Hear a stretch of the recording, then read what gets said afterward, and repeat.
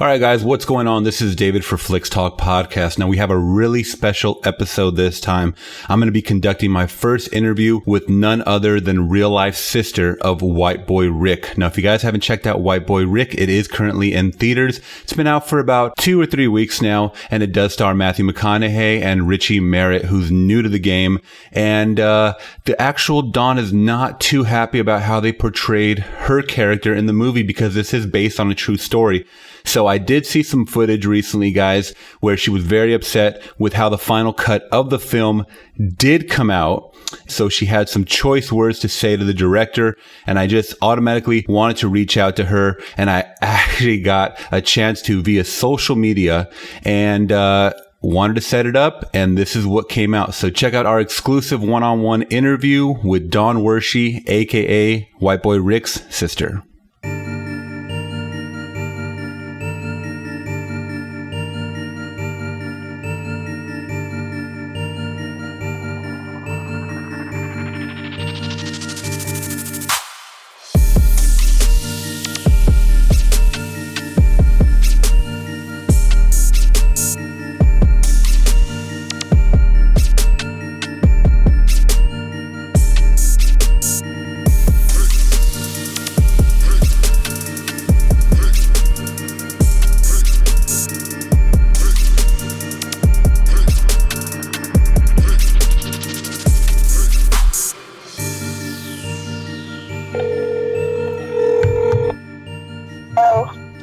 Hey, Dawn, how's it going? This is David.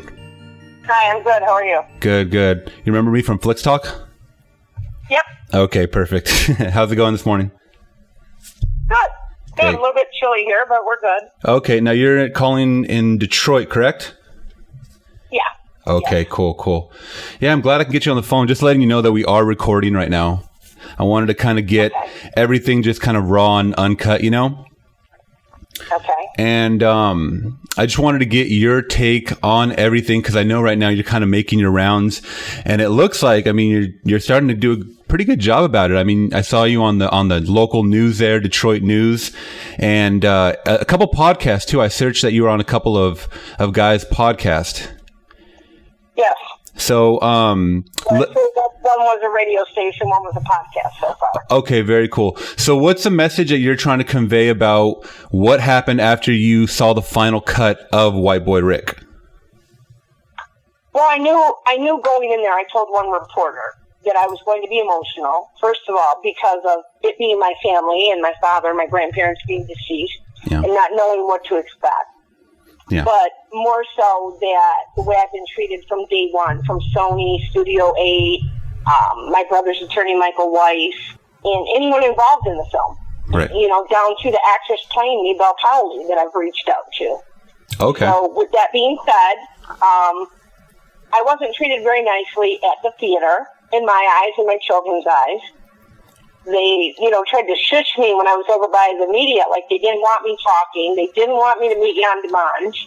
They tried to shush me to my feet so that we could, start the film. And it was supposed to be a Q&A at the end of the film where the audience got to ask Yann Demange questions with Kevin Dietz, which is from Channel 4 here, and Lee Thompson from Channel 2. Mm-hmm. With that being said, when they found out that Johnny Curry, who's portrayed in the film, and myself were there, they changed it from Q&A from the audience to Lee Thomas and Kevin Dietz asking Yann Demange questions, which was very upsetting because you did not want me to talk. You were worried what was going to come out of my mouth. Right. Which I was going to let the public know that you have no right to portray me. You have not contacted me. And it's really not even about the money. It's about the way I've been treated. I mean, the disrespect. The money comes in afterwards, but this movie's not going to help my brother get out of jail. Many people have contacted me and said I'm being greedy and the movie's White Boy Rick and why should they pay me? I'm not a public entity. I'm not a public figure. I have not been in and out of drug rehabs or any way where they could portray me in such a manner as they did in the film. Correct. Okay? Farthest thing from the truth is the way I was portrayed in the movie, which my 80-year-old aunt and anybody who grew up in the neighborhood will tell you. Right. I mean, when people saw the movie Thursday, and then I saw them again on Friday, because I was asked to leave the theater, which Imagine Theater went on, to contact the Free Press here in Detroit and tell them they had nothing to do with ejecting me from the theater. They didn't ask me to leave. They in no way, shape, or form wanted to claim any part of it. And had I known that, I wouldn't have left. I would have stood there and held my ground. But I didn't want to cause a scene, and I left. And it was all the movie people. It was all Yann Demange and his people trying to keep me quiet so that my story doesn't get out there. Yeah. You know, you portrayed me in a manner that's not only a lie, but it's embarrassing to my children who are adults and my grandchildren. Right. And if you want to tell the truth, because I'm the most honest, don't sugarcoat anything. You know, but to tell a lie and make me look like a junkie, I've had so many people contact me, and then there's another article, I think it's on MLive, saying that I was a heroin addict. Never. Farthest thing from the truth. Now you were there at the premiere with your son, and he is 30 years old? I have 4 children. I was there with all 4 of my children. Oh, okay. That you saw the video. Mm-hmm. Yeah, I have a 21-year-old son, a 27-year-old son, a 29-year-old daughter, and a 31-year-old daughter. And we were all there, as well as 2 of my close friends. Oh, gotcha. Okay, because I was kind of reading the article, and they said that someone's son was there at the film, sitting next to you. Son. Oh, that's Rick's. Okay. Rick's son was there as well as my 4 children. Oh, gotcha. Okay. And that's why we're doing this, because I want to get the, because a lot of people don't know, especially out here. I'm over here in Southern California. A lot of people don't know, looking from the outside, in. And right. So what did he think of the film afterwards? Well, I couldn't tell you because I didn't get a chance to talk to him, and we're not real close. He doesn't talk to my brother. Rick only talks to 2 of his 3 adult children. He has 3 children. Okay. He has a daughter, a son, and then another daughter. Okay, and that's the youngest daughter. That's the youngest daughter that was portrayed in the movie, correct? No, that's his oldest daughter. Well, that's the oldest daughter. Okay. In the movie. Okay. Right. He doesn't talk to his son or his youngest daughter. Okay. They have no relationship. Which I talk to his youngest daughter every day, and everyone's appalled and shocked at the movie. The way they portrayed my grandparents, the way they portrayed my dad, the way they portrayed me. I mean, they made us look like poor white trash. Yeah. Which was farthest thing from the truth. I mean, So as far as portraying you guys, were the times pretty accurately portrayed in Detroit in the 80s around that time? I'm sorry, one more time? Were the times of Detroit in the 80s depicted properly in the film, in your eyes? Somewhat to an extent. I'd say that's probably the most accurate that they had. Mm-hmm. Is how the times were. Okay, so do you think they just kind of glammed it up in Hollywoodized, I guess, the characters that were portrayed by you guys?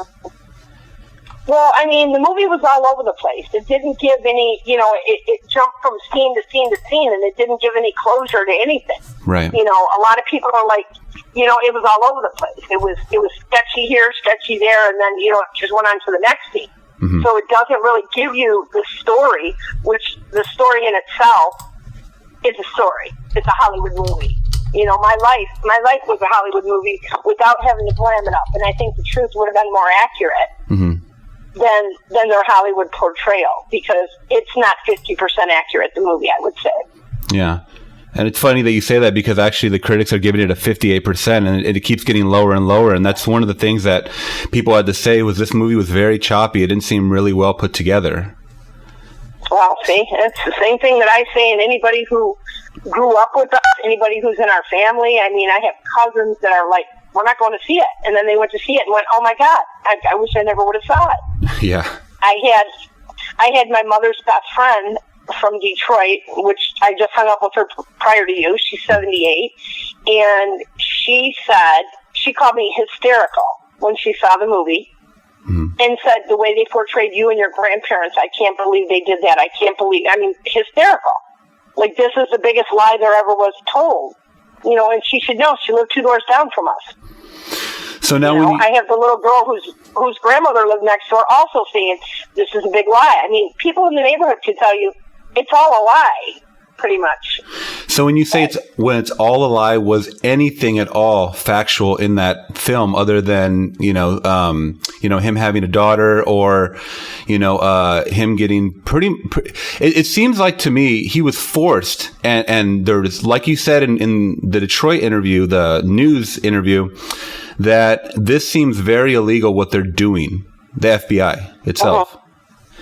Now, was there anything that you thought was actually happened in the movie, or was it completely 100% fabricated, do you think? More of it was fabricated. I mean, Rick didn't get shot in our house. He was shot in a boy's house in the neighborhood. Johnny Curry never beat anybody with a bottle in Vegas. Rick and I were in Vegas together because at the time, I guess he was an informant, which was unbeknownst to me. So my dad said, hey, he's going to Vegas, which I thought he was going to hang out with the Currys. I'm going to send you to keep an eye on him. Right. So, they portray us as this dirt poor scuzzbag family, but my father gave me money to go to Vegas. So where did he get this money if we were just these poor vagabond people that just, made dollar to dollar to live, I mean, I went to Vegas with Rick to keep an eye on him for my dad because he was only 15. I, at the time, thought he was going just to hang out with these people. Didn't know anything about him being an informant until after he was shot. So, I mean, there's a lot of misconstruities in the film, where they switch everything to the total opposite end of the spectrum as to the way it was the truth or the way it happened. Yeah. And I totally empathize. I mean, I understand because they made you look like you were a junkie that was never there, and they didn't show you in that Las Vegas scene. They always kept you. They showed you as someone that was too hard to handle, and you just ended up leaving the family. Right. And that's not the case. I've never done drugs in my father's house. Never would I be having sex on the couch with anyone. Which the character that they have in the movie has my ex-husband's name, which I was not with my ex-husband until a few years later. But that was another guy that I dated. My husband never condoned drugs or anything like that. So now you have the mother and father of 4 adult children on the film looking like total jackasses, and it's very upsetting to my kids because it's not the truth the way they portray me, nor was their father the one there feeding me drugs or anything. So people that really don't know my children, or even people that do, can take that out of context and run with it, which, I mean, they had no bearing on anything we said or did, but people are cruel.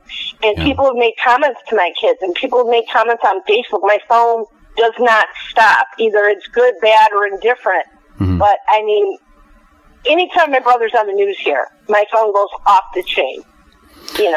People are trying to reach out to me. Oh, I went to 5th grade with you, and we stubbed our toe together, and I swim in a pool that you swim in, and you know my brother. No, I don't, which I've learned how to deal with. But, there's a lot of people saying a lot of ugly things that aren't the truth on social media, which my children are on social media. They're 21 through 31, and they see all this, and it's upsetting and hurting to them. Which when people come out and attack me on social media, I try and tell them, get your facts together. Your facts are not correct. The movie was not correct.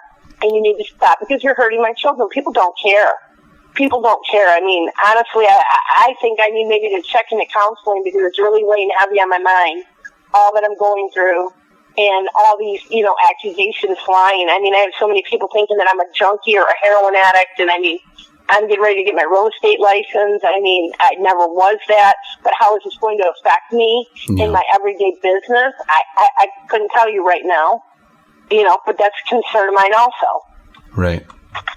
So jumping to all of that. So what is the legal issue going on here? Because as far as I know, that's defamation of character. Are there lawsuits pending of what's going on? Because so from what I read was that, and this is back to the Detroit interview, the WXYZ TV was saying that you guys signed 2 separate contracts for the film, but refused to sign a third for this version that's out now.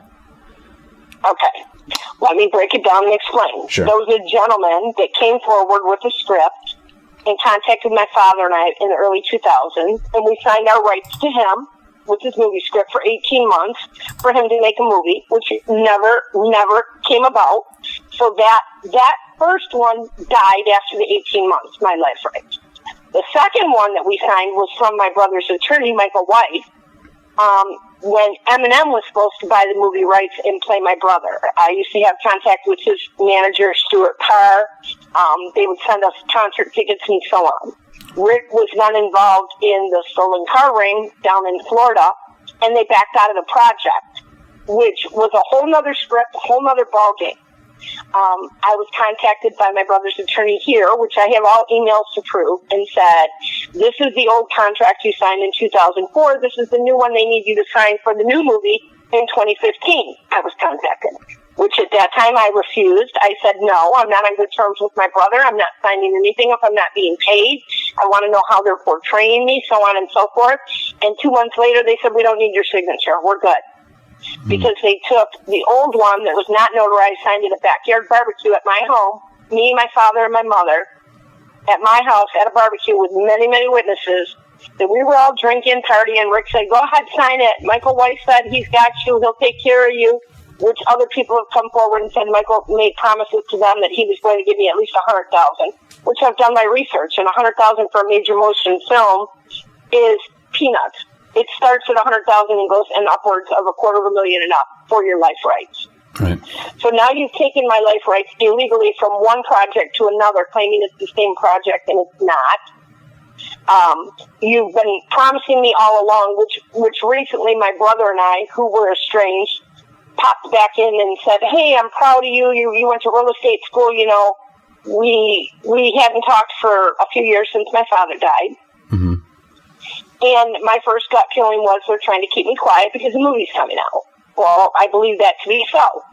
Because in text messages from his girlfriend to me, he supposedly spent a whole legal call, an hour or what have you, with his attorney recently, Michael Weiss, who had to do with the film.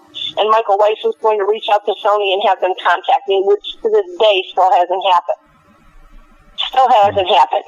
They're taking and basing my character in the movie on one sentence out of an article that my dad claimed back in I think it was 84 or 86, that I was in and out of treatment centers for 9 years. Never have I been in and out of treatment centers ever in my life. And if that was the case, if it was 9 years, I would have been 11 years old doing drugs. Never. Wow.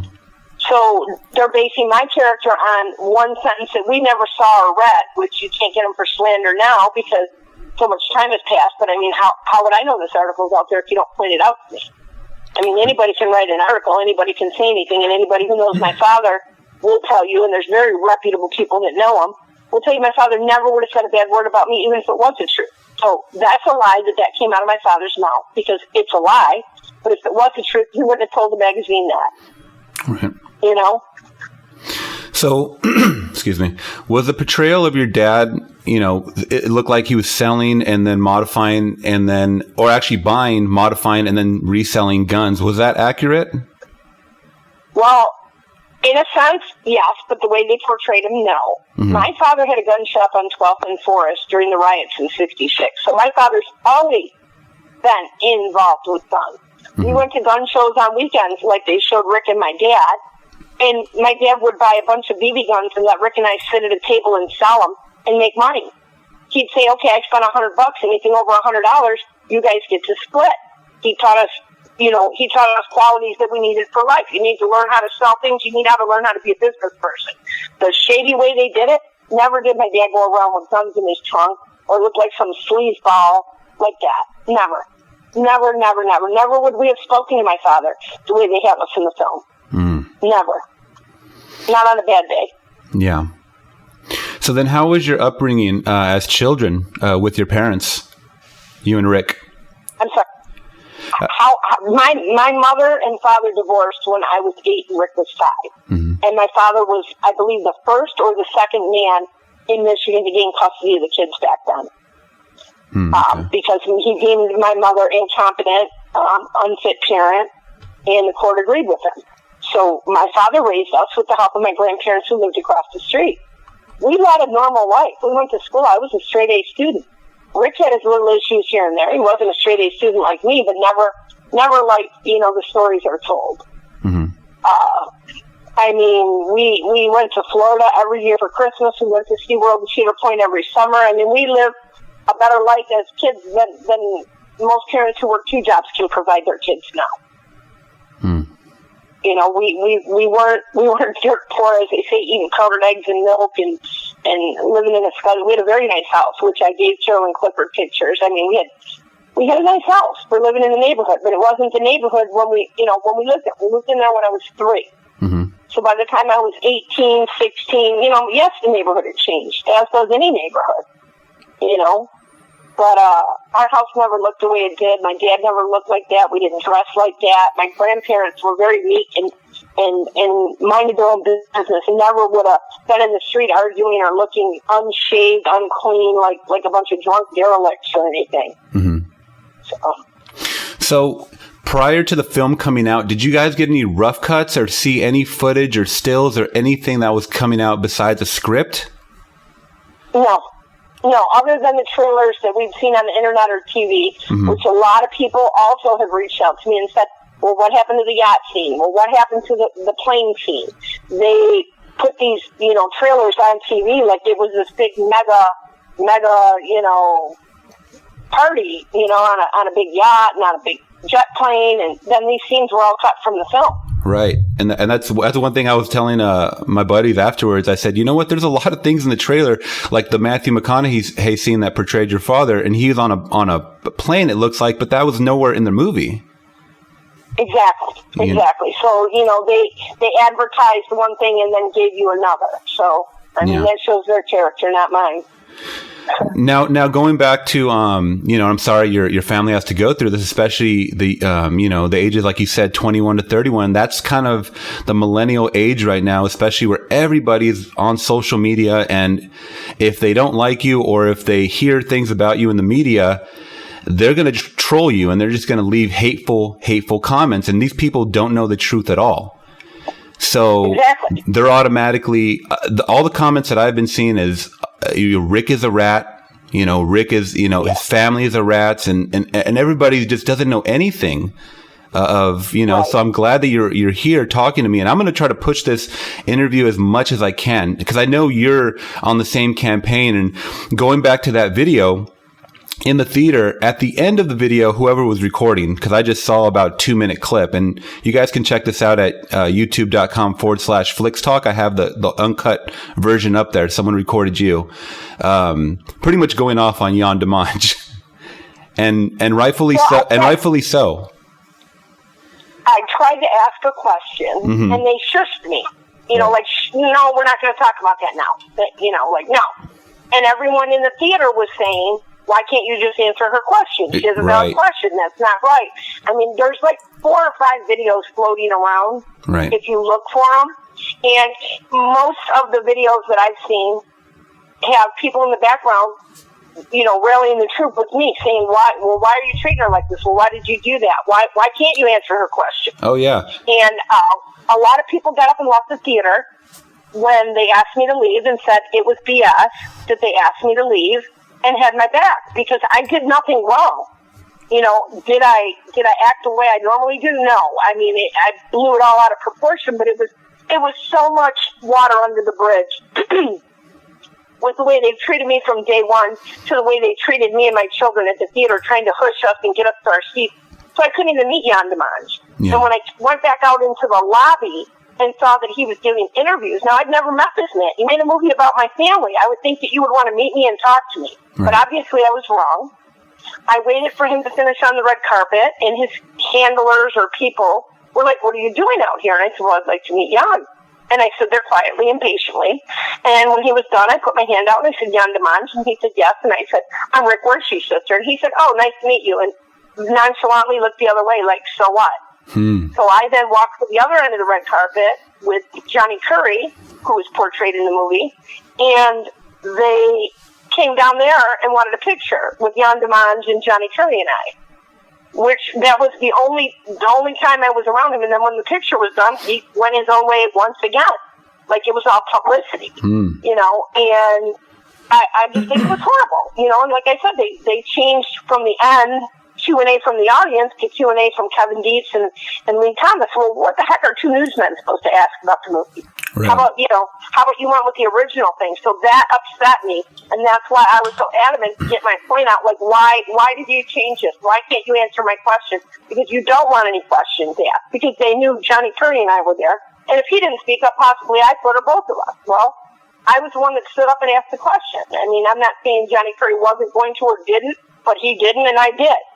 And the way I was treated, it made me go into fifth gear, and it just wasn't right.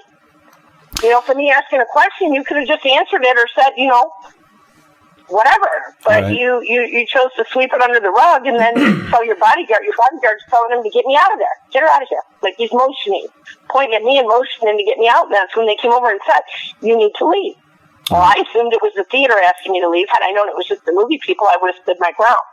Right. Now, is Johnny Curry taking legal action as well? Because his portrayal was fabricated as well, right? No, I do talk with him and his people, and I can't answer that right now. But from what I know, you know, if you are a public entity or your life was in the public light, it's harder to slander you or to have your rights to portray you in a manner that's already been portrayed to the public eye. Mm-hmm. I have never been anything like in the movie. There's no public trail. There's nothing on the news. There's no arrest for me, whereas other people can't say the same. So I can't answer that at this time, but I will be getting with them. I had canceled all interviews due to my attorney telling me to hold off a minute and due to just not feeling well with the overwhelming, you know, results of this movie. Right. Now, you're the first interview that I've done since I'm getting back. Wow. To doing them. I feel honored, and like I said, I'm really going to push this as much as I can to all my social medias and just anywhere we can tag it and get people listening. I really want people to hear this side of the story because you know, watching especially on the WXYZ TV Detroit, you could tell it's very quick cut and edits, and they ask those safe questions, you know. And they don't really get to the nitty gritty of everything. But I did see you post a picture on your social media on Instagram, and that was one of them was a picture of you, Yann Demange, and John Curry, and underneath, I guess this was the picture you're talking about. That was before the film, before you actually saw the final cut of the film, and you guys look really happy, actually. And well, that was when he. Go ahead. I'm sorry. No, go ahead. That was when he had walked down to the other end of the red carpet and just wanted a picture with us. But so, regardless of the picture, I mean, we should have had a private screening, which a lot of people have said also. Definitely. They had to know that there was going to be emotions at stake. And if they talk to my brother, I'm a very emotional person from get-go. So now you're portraying me, my brother, and my deceased relatives, who my dad was my best friend. Yeah. You know, our father died of cancer in 2014. Actually, Tuesday, it'll be 4 years. So it's an emotional time of year for us because we were all so close with my dad. And to portray him in that manner and for me to have to see it with the public, I mean, I sobbed through the first half of the movie Thursday night and had to excuse myself and come back in at the end.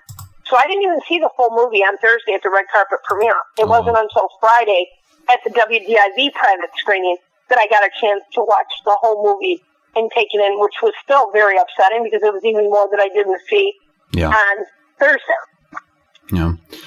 Now, under that caption of that picture, someone in your comments said something to the effect of "I'd punch him in the face," and you replied that the old Dawn would have.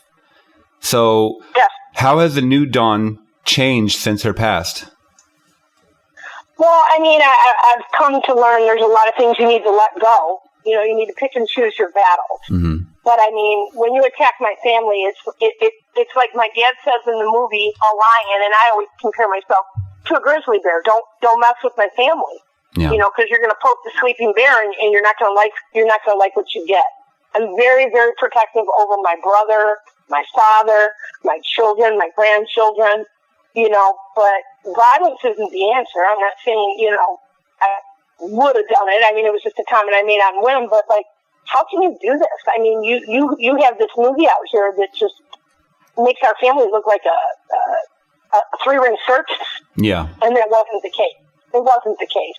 Yeah. I mean, like I said, my grandparents were very meek and mild-mannered and minded their own business and worked at Chrysler. And, you know, my dad had many, many businesses. My father invented ball bearings that Tony Hawk skated on at the X Games.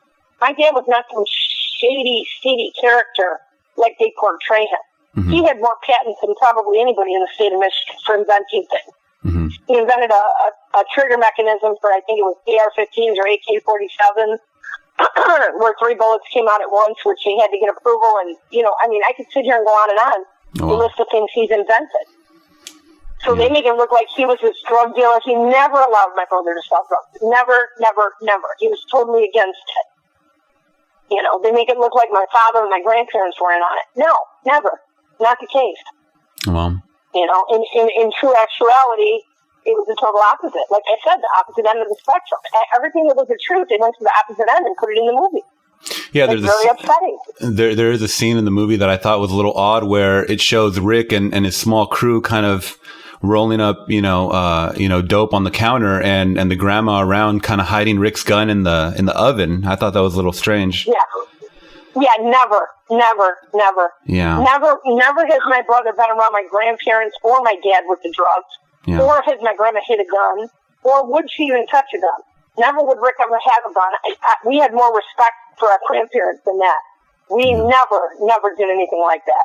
Just like the shooting scene at the diner. It was actually at a gas station, and Rick and I were coming from downtown, and we were in separate cars, and Rick left the car running, and I was at the payphone, and someone jumped in his car and took off, and we jumped in my car and chased after him, and Rick shot at him and went to jail. I didn't shoot at anybody. I didn't go to jail. Oh, wow. But in the movie, that's the way they portray it, that we both shot. Never. No. Didn't happen that way. Now, did you say that you have talked to Rick recently? Yeah, I talked to him in August a couple of times. Okay. Since the movie, or before? Was this before the movie? No, before the movie. Before the movie. Okay. I have not spoken with him since the movie. Okay. So, at the end of the movie, they say that he got parole in 2017. Was that what it was? And yes. Okay. And that he's officially out 2020? Yeah. Well, yes, because he's down in Florida serving time. Okay. So, do you know his next moves or what's going to happen in 2020 for him? Well, right now he has a girlfriend, and he plans on doing speaking events, and I'm pretty sure he's coming back to live here. He has an itinerary set up where there's many people that have offered him jobs. I'm sure he'll fare well. Mm-hmm. I don't think he'll be back incarcerated or commit any crimes. Mm-hmm. I really can't answer exactly the way it'll, all go down. I mean, I had a radio station offer him and me a job. Him as a radio personality for an hour, and me as a producer.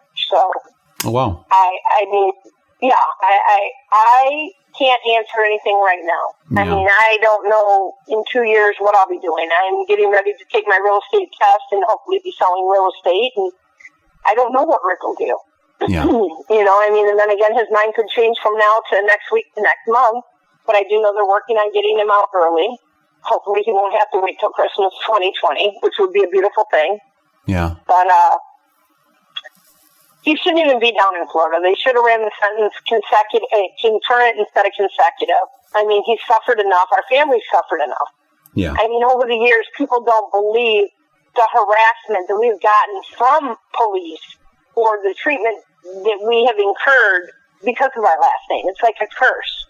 Yeah. And people say, well, I don't believe, they still believe it. And I'm going to tell you, my 27-year-old son was riding with my ex-husband's nephew in Detroit about a month ago, and they call it the jump squad, pulled them over and ripped them out of the car and said, well, how are you related to White Boy Rick? Is he your dad or your uncle? And my son said, what the hell do you care? What's it got to do with what you're pulling me over for? What do you want? I mean, do you think that my kids are drug dealers because of who my brother was, or because they are down in the neighborhood they shouldn't be? I mean, I don't know. I don't know what their problem is, but this we've incurred our whole life. Now, as long as Rick's incarcerated, it has affected me and my children You know, I remember one time my ex-husband had assaulted me before we were married, right after Rick went to jail. And the police had him outside, and I could hear them. I was in my garage listening. And they said, you need to get away from her. That's White Boy Rick's sister. And I'm thinking, I'm like 110 pounds. He's about 180. I'm 5'3", he's 6 foot, and I'm bleeding. But you need to get away from me. Okay. You know. Oh, wow. Now the term, now that, you know, the word, the name White Boy Rick, did that come from the media, or was that like was that given by his crew, or what was going on with that? Actually, I believe Johnny Curry and them were the ones that gave him the nickname White Boy Rick, because it was Maserati Rick.